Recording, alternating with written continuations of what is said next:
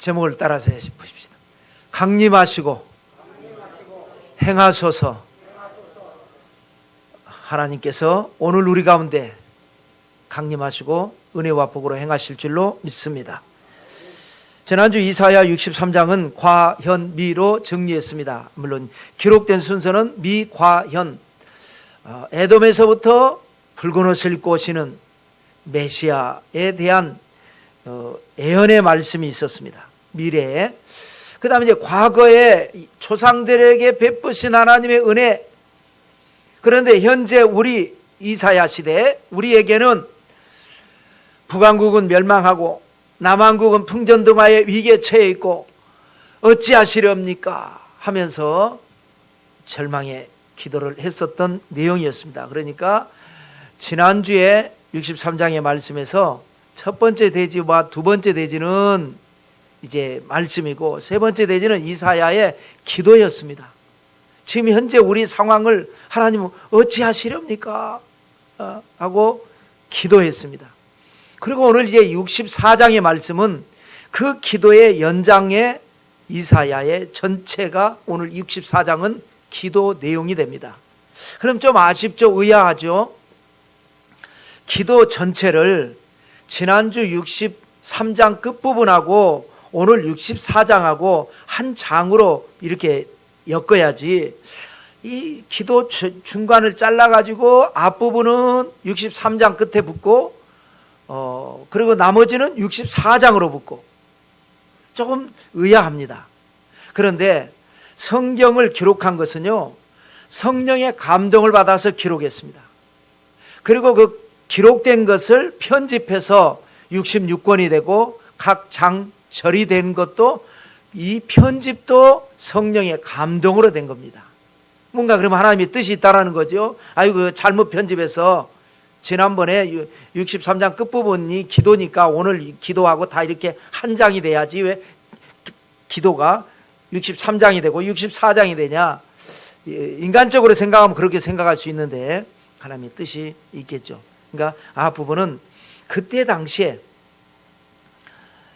이 어려웠었을 때에 결국 남왕국은 히스기야의 개혁신앙으로 위기를 극복하기는 하지만 그러나 결국은 멸망하게 될 것이다 라고 하는 미래 예언 차원에서 기도를 했고, 그리고 이제 오늘 64장은 100여 년의 후에 정말로 멸망을 한 그 상황에서의 기도가 되는 겁니다. 그렇게 우리가 한번 생각을 하고, 그래서 이제 기도니까 1절부터 끝절까지 계속 구구절절이 기도입니다. 그러니까 이것을 어떤 사건이면 사건대로 어떤 그 주제대로 이것을 대지를 분류하기가 쉬운데 구구절절 기도니까 대지 분류하기가 조금 어려워서 고민을 하다가 우리 예배 패턴이 있잖아요. 처음에 예배 시작하면 어떻게 합니까? 묵도를 먼저 하죠. 그리고 찬양을 하고 신앙 고백하고 또 기도하고 말씀 나누고 이런 패턴이 있는 것처럼 그런 패턴으로 오늘 이사야의 기도를 5가지 대지로 나눠봤습니다. 그렇게 패턴을 나눠본 거죠. 그래서 이사야의 기도가 오늘 우리의 삶의 열매가 돼서 여러분이 기도에 응답받게 되시기를 주님의 이름으로 축원합니다. 첫째는 이제 묵도입니다. 그러니까 진짜 묵도라는 게 아니라 묵도 패턴으로 오늘 첫 번째 부분을 해석을 해보자 이겁니다. 묵도가 뭐죠? 예배 시작하면서 묵상으로 기도하는 겁니다. 마음으로 기도하는 거죠. 그러니까 아주 중요하죠.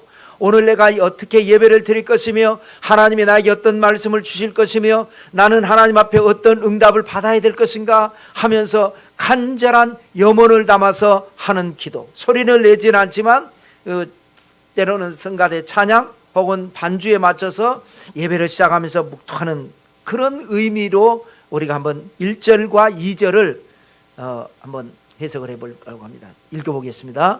원하건대 주는 하늘을 가르고 강림하시고 주 앞에서 산들이 진동하기를 불이 섭을 사르며 불이 물을 끓임 같게 하사 주의 원수들이 주의 이름을 알게 하시며 이방 나라들로 주 앞에서 떨게 하옵소서. 1절은 뭐냐? 하나님의 임재. 지금 가장 어려운 게 뭐예요? 문제는 문제가 되지 않습니다.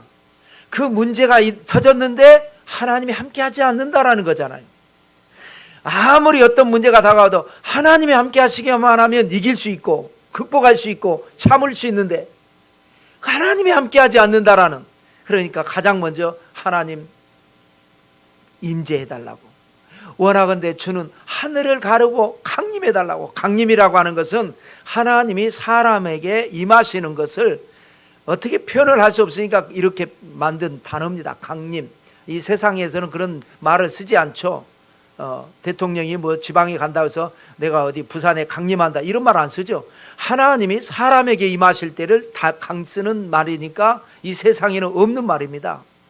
그런데 하늘을 가르고 강림하신다. 그래서 저는 이 하늘이 스카이라고 생각했습니다. 공중권세 잡은 마귀가 하나님과 우리 사이를 방해하니까 하나님이 마귀를 뚫고 오신다 이렇게 생각했는데, 영어 성경을 보니까 스카이가 아니고 헤븐이에요. 헤븐은 뭐냐? 하나님이 계신 삼층천 천국을 말합니다. 하나님이 계신 천국을 찢어 발기고, 랜드거든요. 가르고가 영어는 찢어 발긴다. 하나님이 계신 곳을 왜 이렇게 생각하면서 묵상하면서 기도를 하는데, 우리가 절박할 때 구약 성경에 보면 어떻게 합니까? 옷을 찢고 기도한다 그러지 않습니까?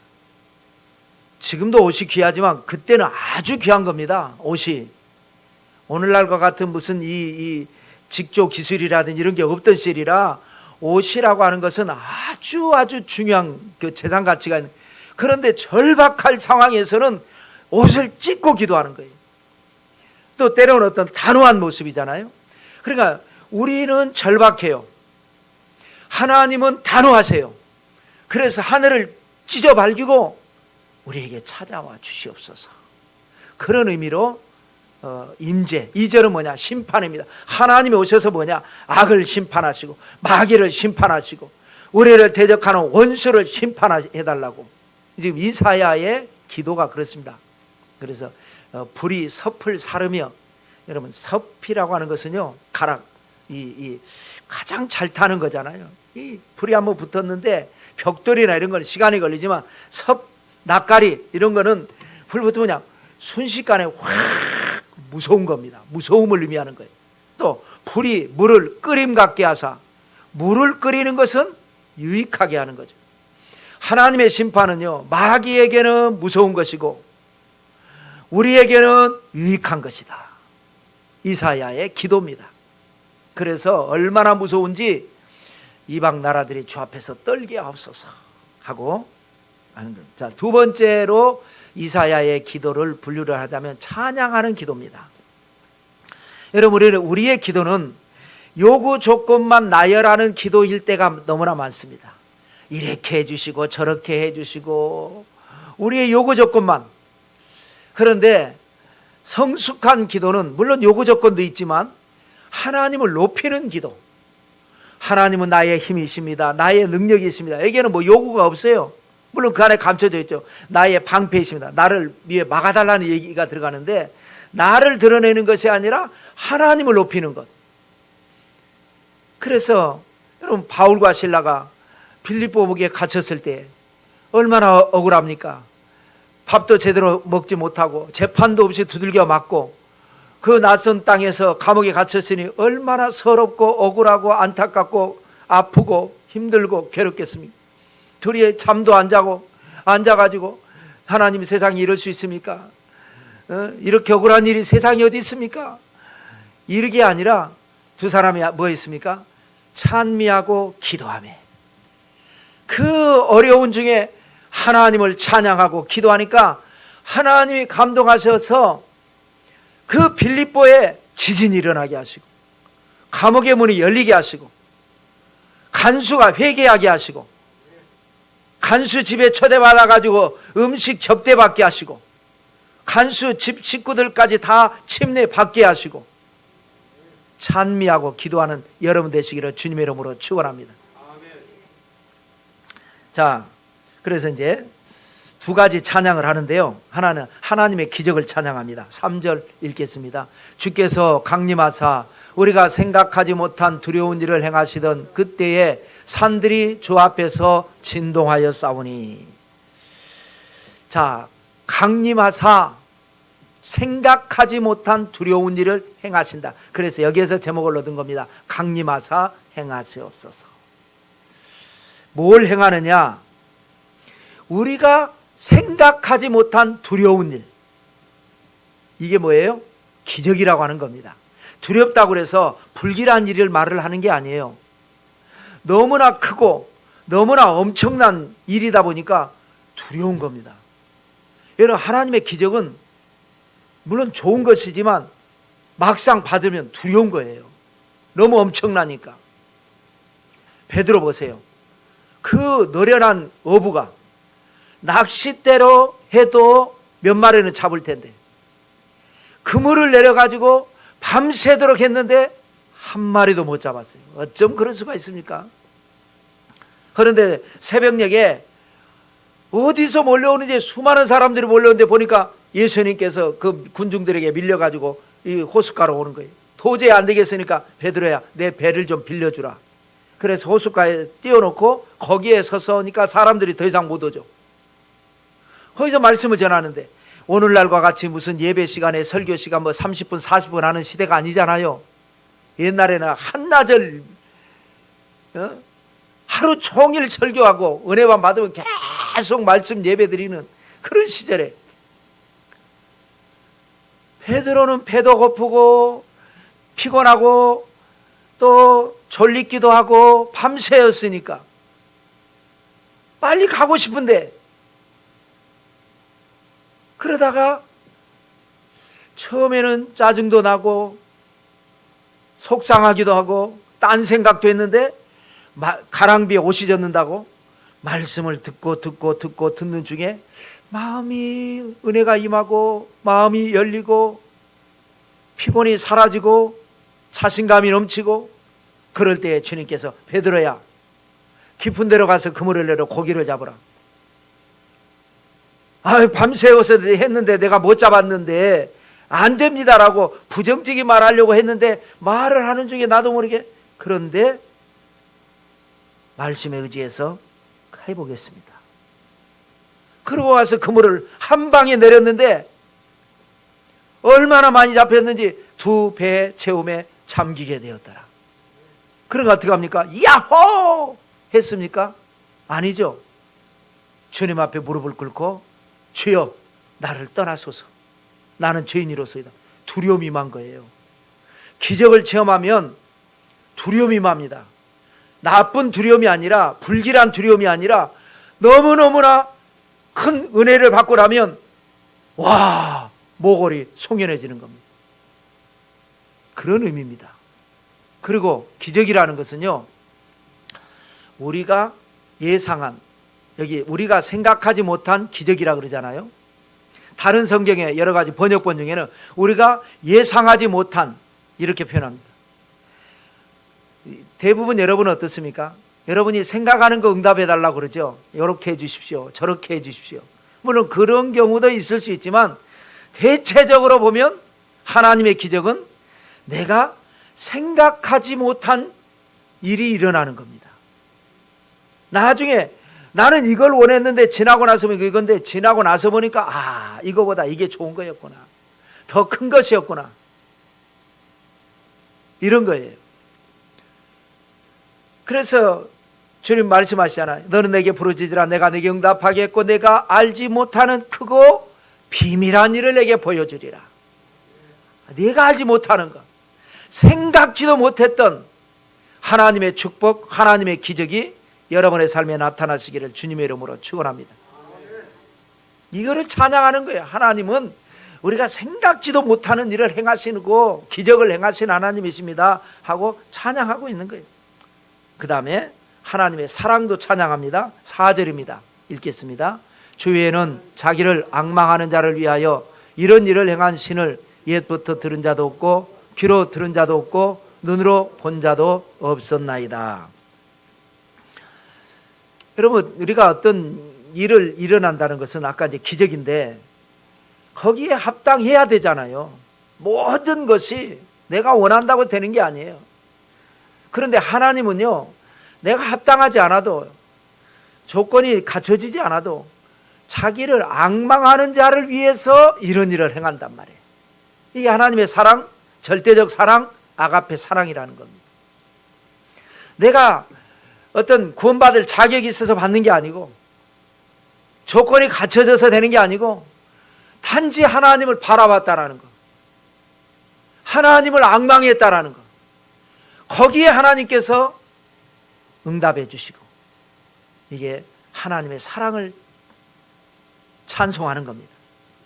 이런 일을 행하는 자가 하나님 외에 누가 있습니까? 이렇게 이사야가 찬양합니다. 자, 세 번째는 고백입니다. 보통 이제 예배 패턴은 신앙 고백인데, 또 뭐 신앙 고백만 하는 게 아니라 우리 죄를 고백하잖아요. 이사야는 공동체의 죄를 고백합니다. 공동체의 죄를 세 가지 정도로 고백을 하는데, 하나는 뭐냐?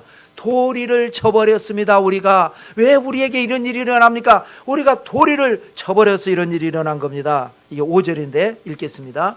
주께서 기쁘게 공의를 행하는 자와 함께 주의 길에서 주를 기억하는 자를 선대하시거늘 우리가 범죄함으로 주께서 진노하셨사오며 이 현상이 이미 오래되었사오니 우리가 어찌 구원을 얻을 수 있으리까? 둘째 줄에 하나님이 우리를 선대하셨는데, 셋째 줄에 우리는 하나님에게 범죄했다. 도리라는 게 있어요. 사람이 선대는 뭡니까? 선하게 대우를 했어요. 그럼 우리가 선하게 반응을 해야 하잖아요. 이게 도리입니다. 그런데 선대인데 범죄합니다. 도리를 저버렸습니다. 우리 흔히 그렇게 말을 하죠. 뭐 군대 생활을 한다든지 조직 생활을 할 때 위아래 상하 관계가 있을 때에 아랫사람을 막 군기를 잡고 하면은 정신 바짝 차려가지고 잘합니다. 반대로 사랑으로 잘해주면 좀 해이해져가지고 그런 경우를 말하자. 선대하면, 선하게 대우하면 거기에 맞춰서 내가 더 잘해야 되겠다, 이게 안 된단 말이에요. 우리가 하나님은 우리에게 얼마나 큰 은혜를 베푸셨습니까? 얼마나 많은 기적을 행하셨습니까? 선대하셨는데 우리가 그 은혜를 기억하지 못하고 범죄했습니다. 그런데 이게 어제 오늘의 일이 아닙니다. 이런 현상이 이미 오래됐습니다. 오래전부터. 그러니 우리가 어떻게 구원을 받겠습니까? 구원을 못 받나라는 얘기가 아니라 그만큼 우리가 체면이 없습니다 하면서 도리를 저버렸음을 고백합니다. 두 번째 고백은 뭐냐? 공의의 겉옷을 더럽힌 죄를 고백합니다. 6절을 읽겠습니다. 무릇 우리는 다 부정한 자 같아서 우리의 의는 다 더러운 옷 같으며 우리는 다 잎사귀같이 시들므로 우리의 죄악이 바람같이 우리를 몰아가나이다. 신앙인에게 옷은 세 가지가 있다 그랬죠. 하나는 구원의 옷.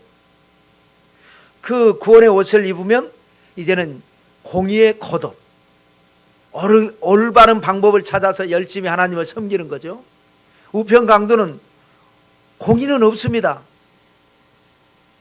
그냥 구원만 받아서 간 거예요.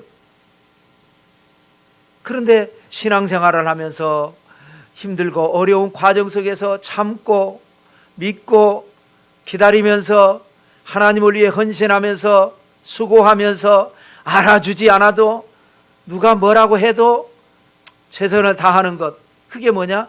공의의 겉옷입니다. 그런데 이게 더러워져 버렸어요. 없는 건 아니, 있긴 있는데 더러워졌어요. 공의라는 건 말 그대로 깨끗해야 되는데 잘하면서 또 잘못하고 있는 거예요. 교회에서 봉사하면서 헌신하면서 때로는 잘못하는 것, 남을 상처 주는 것, 내가 상처받은 것만 기억하지 내가 누군가에게 상처 준 건 기억 안 해요.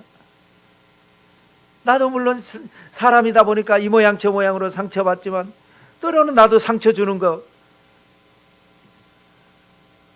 나는 무시당하고 싶지 않은데 나도 모르게 누군가를 무시하고 교만하고 욕심을 부리고 내 뜻대로 행하고 그런단 말이에요. 이게 다 더러운 옷같이 돼버렸습니다.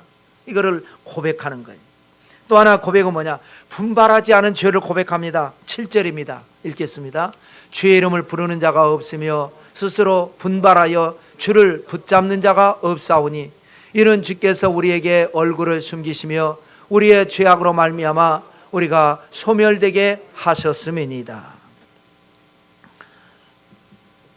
주의 이름을 이제 부르는 자도 없어요. 점점 무슨 여호사밧 시대나 히스기야 시대와 같이 개혁군주 시대에 다시 하나님을 찾고 다시 회개하고 다시 허리띠를 졸라매면서 정신 바짝 차려서 그러던 때도 있었지만 점점 가면서 나라가 이제 앞으로 멸망하면서는 아예 주님의 이름을 부르는 자가 없습니다. 분발해서 하나님을 붙잡는 자가 없어져 버립니다. 분발이라는 게 스스로 분발. 힘이 나지 않아도 내 안에서 스스로 힘을 내고 환경적인 여러 가지 요소로 인해서 힘이 나지 않고 흥이 나지 않아도 스스로 힘을 내고 스스로 흥을 내서 해보자. 할 수 있거든요. 무슨 말이냐? 믿는 자에게 능치 못할 일이 없느니라. 이렇게 해야 되는데 아예 이제 그런 사람도 없이 분발하지 않는 죄. 이것도 죄입니다, 여러분. 분발해야 합니다. 어렵고 힘들 때일수록 다 또 해보고 아이고 해봤는데 안 되지만 또 해보고 분발하는 우리 교회가 되고 분발하는 여러분의 신앙이 되시기를 주님의 이름으로 축원합니다. 그 다음에 이제 네 번째는 이제 기도입니다. 다 기도지만 예배 패턴으로 볼 때 그렇다 이 말이에요. 그러니까 기도 중에 기도입니다. 이사야의 기도. 먼저는 관계를 호소하는 기도인데 8절을 읽겠습니다. 그러나 야훼여 이제 주는 우리 아버지시니이다. 우리는 진흙이요 주는 토기장이시니 우리는 다 주의 손으로 지으신 것이니이다. 그래요. 할 말 없습니다. 다 잘못했습니다. 면목도 없습니다. 구원받을 가치조차도 없습니다. 그런데 아버지잖아요. 아버지하고 자녀의 관계는 절대적 관계입니다. 조건이 없습니다. 여러분, 우리 모든 인간관계는 조건이잖아요.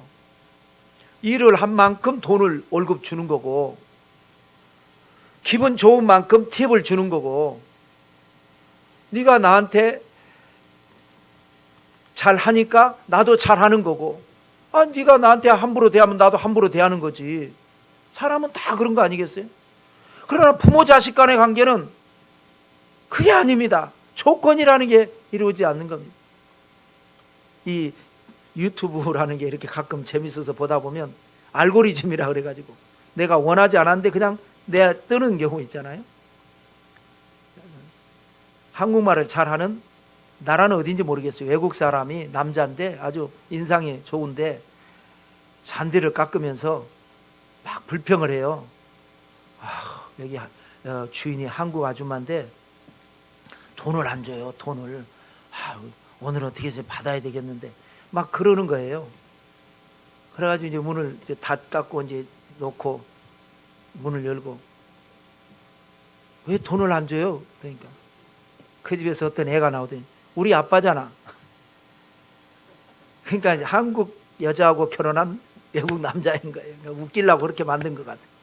우리 아빠잖아. 그렇지. 아빠는 그냥 깎아야지 뭘 돈 받고 깎아요. 그래요. 우리 아버지시잖아요. 우리는 하나님 자녀잖아요. 또 하나님은 토기장이시고 우리는 진흙이잖아요. 이렇게 된 것도 이렇게 만든 것도 하나님이 만드셨잖아요. 다 하나님의 손에서 나온 거잖아요. 그러니 우리가 뭐 잘못했고 뭐 도리를 저버렸건 뭐를 했건 간에 하나님 용서해 주세요. 이사야의 기도 중에 기도입니다. 또 하나는 무슨 기도냐? 그러니 용서해 달라는 거죠. 9절을 읽겠습니다. 야훼여 너무 분노하지 마시오며 죄악을 영원히 기억하지 마시옵소서. 구하오니 보시옵소서. 우리는 다 주의 백성입니다. 분노는 하긴 하되 너무 분노하지 말라는 거예요. 우리가 잘못된 거 기억은 하시되 영원히 기억하지 말고 잠깐 기억하시고 잊어버리시다는 거예요. 용서해 달라는 거죠. 이 이사야의 기도, 적당한 선에서 우리가 감당할 수 있는 선에서 기합받고, 그리고 이제 딱 빨리 잊어버리시고 다시 회복시켜 주시옵소서. 이러한 기도가 있었기 때문에 남왕국이 멸망하고 70년 만에 이상한 사람 호레스라고 하는 사람이 나와가지고 바벨론을 멸망시키고, 바벨론이 포로로 잡아왔던 유대인들을 포로 귀환을 해가지고 다시 나라가 재건되게 하시는 희한한 역사가 일어났습니다. 오늘 우리가 어떻게 신앙생활을 하고 어떻게 기도하느냐에 따라서 다음 세대, 미래 세대가 하나님의 역사와 기적은 체험하게 될 줄로 믿습니다. 자, 마지막 이제 5번째는 설명, 이제 설교인데, 여기는 이제 하나님 말씀을 하는 게 아니라 우리 형편을 설명하는 그런 기도입니다. 자, 10절과 11절을 먼저 읽겠습니다. 주의 거룩한 성읍들이 광야가 되었으며 시온이 광야가 되었으며 예루살렘이 황폐하였나이다. 우리 조상들이 주를 찬송하던 우리의 거룩하고 아름다운 성전이 불에 탔으며 우리가 즐거워하던 곳이 다 황폐하였나이다. 아멘. 그러니까 이사야 시대에 북왕국이 멸망했고, 북왕국이 멸망한 지 136년 후에 남왕국이 멸망합니다. 그러니까 이사야는 히스기야 왕하고 같이 북왕국을 멸망시킨 아수르와 싸워서 이겼잖아요. 그러나 결국은 망하게 될 것이다. 망하지만 결국은 또 하나님이 너희를 다시 돌아오게 하실 것이다 라고 하는데, 그것을 너무나 생생하게 예언을 한 겁니다. 설명을 한 겁니다. 주의 거룩한 성읍들이 광야가 됐다. 지방 도시, 거룩한 성읍은 이 유대인들은 유대인 땅 자체가 거룩하고 유대인 자체가 거룩한 백성들입니다. 이 사람들이 사는 곳이 성읍들마다 여리고가 됐든지 무슨 저 베델이 됐건 각 지방 도시들이 광야가 되었다. 이 말은 뭐냐? 저 지방에서부터 함락되고 그래서 사람이 살 수가 없고 다 포로로 끌려가 버리고 풀이 우거져 버리는 광야가 돼버려요. 지방 도시뿐만 아니라 예루살렘, 수도 예루살렘도 황폐하였나이다. 예루살렘도 함락되고, 11절에는 우리 조상들이 주를 찬송하던 우리의 거룩하고 아름다운 성전이 불에 탔으며, 성전이 불에 탄 것까지 예언을 합니다.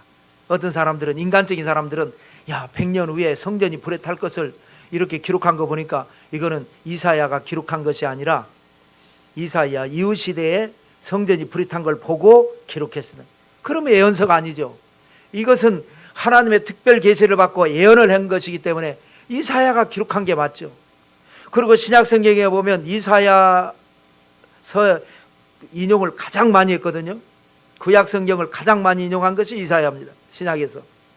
그 이사야서를 곳곳에서 인용할 때마다 이사야가 기록했다라는 말씀을 하는데, 굳이 이거를 가지고 이거는 인간적으로 말이 안 되니까 이거는 이사야가 기록한 게 아닐 거야, 칼로 막 난도질하듯이 이건 잘라내고 저것도 좀 잘라내고 남은 게 없죠. 우리는 오직 믿음으로 이사야가 기록한 이사야서, 성전이 불에 탔으며 우리가 즐거워하는 것이 다 황폐하였나이다 하고 설명을 하고, 마지막으로 12절 읽겠습니다. 야훼여 일이 이러하거늘 주께서 아직도 가만히 계시려 하시나이까? 주께서 아직도 잠잠하시고 우리에게 심한 괴로움을 받게 하시려나이까? 이사야의 기도 마지막 절에는 뭐라고 합니까? 하나님께 두 가지 질문을 던집니다. 왜 잠잠하시냐는 거예요. 왜? 하나님은 왜 그런 상황에서 일이 이렇게 되고 있는데 왜 하나님 잠잠하십니까? 오늘날에도 우리가 기도할 때 보면 하나님이 응답 안 하시는 것 같을 때가 너무나 많잖아요. 또 우리에게 심한 괴로움을 받게 합니까? 왜 우리가 이런 어려운 일을 당하게 합니까? 이 두 가지, 하나님은 왜 잠잠하시고 우리는 왜 이런 일을 당합니까? 두 가지 질문을 하는데, 다음 주일 65장은 이 두 가지 질문에 대한 하나님의 응답입니다. 그래서 답변이 이 질문에 대한, 왜 잠잠하느냐에 대한 답변, 너희가 당하는 심한 괴로움에 대한 답변, 두 가지 답변을 함과 동시에 플러스 알파로 하나님의 계시, 미래에 일어날 하나님의 계시의 말씀 세 가지가 있습니다. 이걸 기억하시고, 하나님은 어떤 분이시라고요? 강림하사 기적을 행하시는 하나님. 기적은 어떤 기적이라고요? 우리가 알지 못하는, 우리가 예상하지 못하는 일을 행하시는 하나님. 그러므로 우리는 분발 신앙 가지고 하나님 바라보고 하나님을 앙망하면서 여러분은 기적의 주인공들이 다 되시기를 성부와 성자와 성령의 이름으로 축원합니다.